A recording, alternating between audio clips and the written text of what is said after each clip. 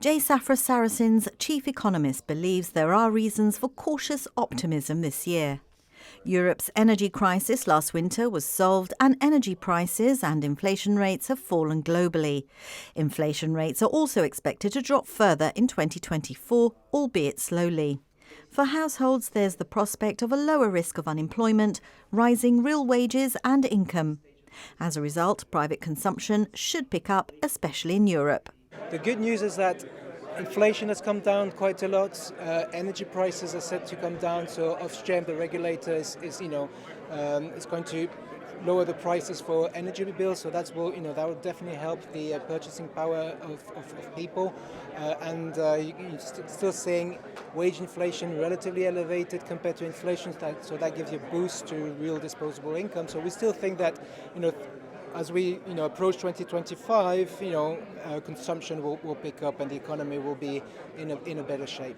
So we think that the Bank of England will start cutting rates from the second quarter, and that means that eventually that will also ease pressure on mortgage rates. However, the bank says political tensions around the world remain high and could impact recovery as it reduces productivity growth and increases prices.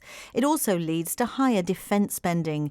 In other words, they cancel the peace dividend many countries have enjoyed in past decades. We have two major wars ongoing, both with a little end in sight, and the one between Israel and Hamas has a serious risk of escalation, which could cause issues on the global oil supply, which will have a knock-on effect to inflation, which obviously, if inflation starts popping back up, which will be bad for consumers and people in general. But there's another variable this year, with an estimated 4 billion people in more than 50 nations, almost half the world's population, set to vote in national elections, including in the UK and the US.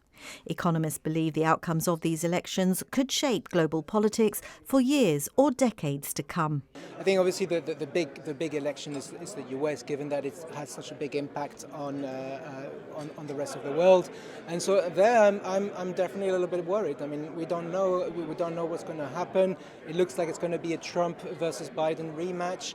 We know what happened last time in terms of the transition of power. The societies are more and more polarized. So it's I think it's something that you need to be worried. And also for Europe, if Trump gets re-elected and if he does what he said, then there's an issue for European defense, right? So there's an issue for Ukraine, support to Ukraine, and the Europeans will have to decide what they do, right? They will have to, so I think there's a lot of uncertainties out there. There is a lot to be positive about. The good news is that the big inflation beast seems to have been tamed. We obviously had a rapid rise in inflation, accompanied by a rapid rise in interest rates as central banks look to tackle inflation. That now seems to be on the way down, which will obviously mean lower prices for consumers, lower mortgage rates, which should ease the pressure on real estate. And there is a chance that we have a soft landing where we get through this without a recession. A lot of things need to go right, but we're on the right path, so consumers should be comfortable for the time being. Infrastructure and climate transition also come at a time when government budgets are stressed already.